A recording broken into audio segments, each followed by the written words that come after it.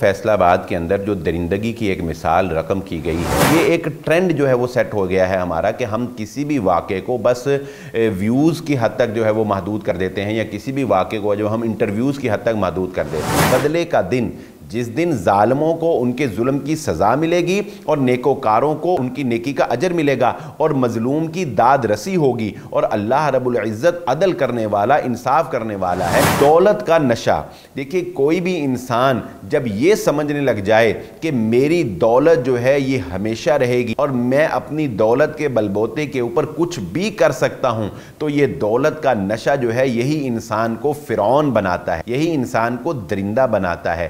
اشرقت نفسي بنور من فؤادي حينما رأى۔ بسم اللہ الرحمن الرحیم۔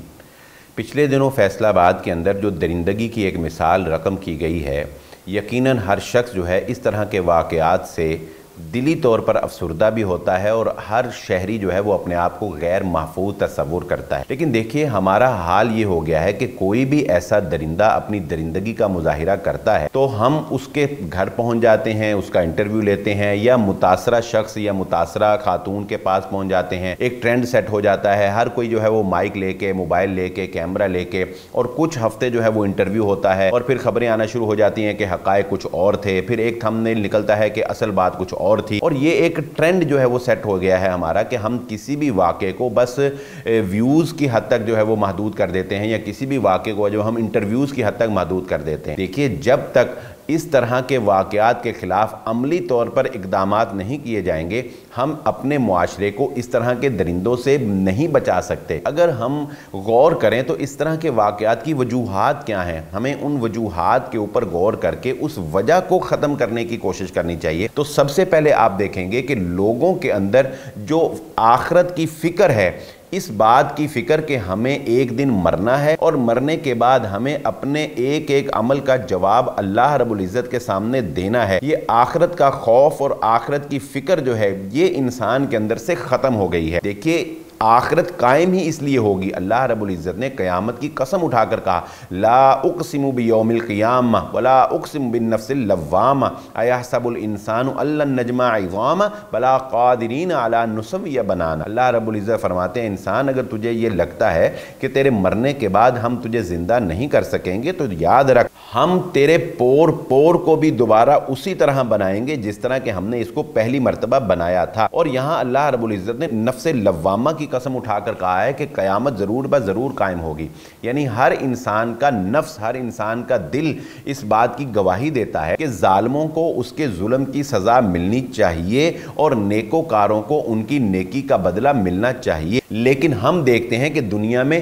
کتنے ہی شیخ دانش جیسے ہیں اور کتنے ہی انا شیخ جیسی ہیں کہ جن کو ان کے کیے کی کما حقہ سزا نہیں ملتی، کتنے ہی فرعون جو ہیں وہ اپنی سزا جو ہے دنیا کے اندر نہیں پاتے۔ دیکھیں فرعون جو تھا وہ کتنا ظالم تھا، لیکن اس کو سزا کیا ملی؟ ڈوب کے مر گیا۔ بھئی ڈوب کے مرنا کوئی سزا تو نہیں ہے، کتنے ہی لوگ جو ہیں وہ ڈوب کے مر جاتے ہیں۔ تو انسان اس بات کا تقاضا کرتا ہے کہ ظالم کو سزا ملنی چاہیے اور نیکوکار کو اس کا بدلہ ملنا چاہیے، لیکن دنیا میں ہم دیکھتے ہیں کہ ہر ایک کے ساتھ ایسا نہیں ہو پاتا۔ تو پھر اللہ رب العزت ہمیں یہ بتاتے ہیں کہ اے انسانوں، اسی لیے ہم نے مالک یوم الدین رکھا ہے، بدلے کا دن، جس دن ظالموں کو ان کے ظلم کی سزا ملے گی اور نیکوکاروں کو ان کی نیکی کا اجر ملے گا، اور مظلوم کی داد رسی ہوگی، اور اللہ رب العزت عدل کرنے والا، انصاف کرنے والا ہے، اور اس نے ظالموں کے لیے جو سزا تیار کر رکھی ہے وہ جہنم ہے، اور جہنم جس کا ایندھن انسان ہے،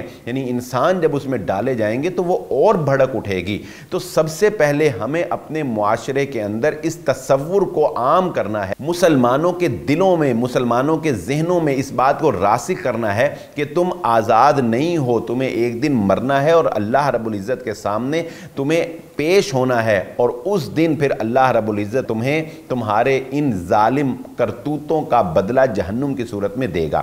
دوسری بات، دولت کا نشہ۔ دیکھیے کوئی بھی انسان جب یہ سمجھنے لگ جائے کہ میری دولت جو ہے یہ ہمیشہ رہے گی اور میں اپنی دولت کے بلبوتے کے اوپر کچھ بھی کر سکتا ہوں، تو یہ دولت کا نشہ جو ہے یہی انسان کو فرعون بناتا ہے، یہی انسان کو درندہ بناتا ہے۔ اسی لیے محمد الرسول اللہ صلی اللہ सल्लल्लाहु अलैहि वालैहि वसल्लम ने ये बात इरशाद फरमाई थी कि हर उम्मत के लिए एक फितना होता है और मेरी उम्मत का फितना जो है वो ये माल है। तो सबसे पहले माल का सही तसव्वुर जो एक मुसलमान को होना चाहिए कि ये माल अल्लाह रब्बुल इज़्ज़त की नेमत है और इसमें दूसरों का हक है, और इस माल के नशे में आके दूसरों को हकीर समझना ये वो तकब्बुर है कि अगर ये तकब्बुर किसी इंसान के दिल में एक राई के दाने बराबर भी हुआ तो अल्लाह रब्बुल इज़्ज़त उसको जन्नत में दाखिला अता नहीं फरमाएंगे। तो ये नशा जो दौलत का है ये हमें तसव्वुर मुआशरे से ख़त्म करना होगा। नंबर 2, ये तसव्वुर कि मुझे सज़ा नहीं मिलेगी। जी हाँ, ये इतना खौफनाक तसव्वुर है जो किसी भी आम इंसान को भी दरिंदा बना सकता है। अगर हम सज़ाओं का अमली जो है वो नमूना पेश करना शुरू कर दें, अगर हम मुजरिम को सज़ाएं दिलवाना शुरू कर दें, अगर हमारी अदालतें, हमारा निज़ाम मुजरिम को सज़ा देना शुरू कर दे, तो यकीन मानिए आप वो मुआशरा देखेंगे जो मदीनतुल मुनव्वरा में मुहम्मदुर रसूलुल्लाह सल्लल्लाहु अलैहि वालैहि वसल्लम ने कायम किया था और फरमाया था कि लौ सारक़त फ़ातिमा बिन्त मुहम्मद सल्लल्लाहु अलैहि वालैहि वसल्लम लक़तअतु यदहा, अगर मेरी बेटी फ़ातिमा ने भी चोरी की होती नाउज़ु बिल्लाह, जो कि मुमकिन नहीं था, लेकिन आपने फरमाया मैं उसका भी हाथ काट देता। तो ये दानिश शेख जैसे लोग जब ये समझते हैं कि हमें क्या होगा, ज़्यादा से ज़्यादा पुलिस अरेस्ट करेगी, हम 2-4 दिन, हफ्ता 10 दिन रहेंगे और उसके बाद हम जो है वो किसी ना किसी तरीके से बाहर आ जाएंगे और फिर ज़मानतें और फिर केस और फिर कौन पैरवी करेगा, और फिर मीडिया पर भी एक हफ्ता जो है वो खबर चलेगी और उसके बाद यासिर शामी भी भूल जाएगा और ARY वाले भी जो है भूल जाएंगे, जियो वाले भी भूल जाएंगे और सारे जो है वो बस एक कोई और नई खबर आ जाएगी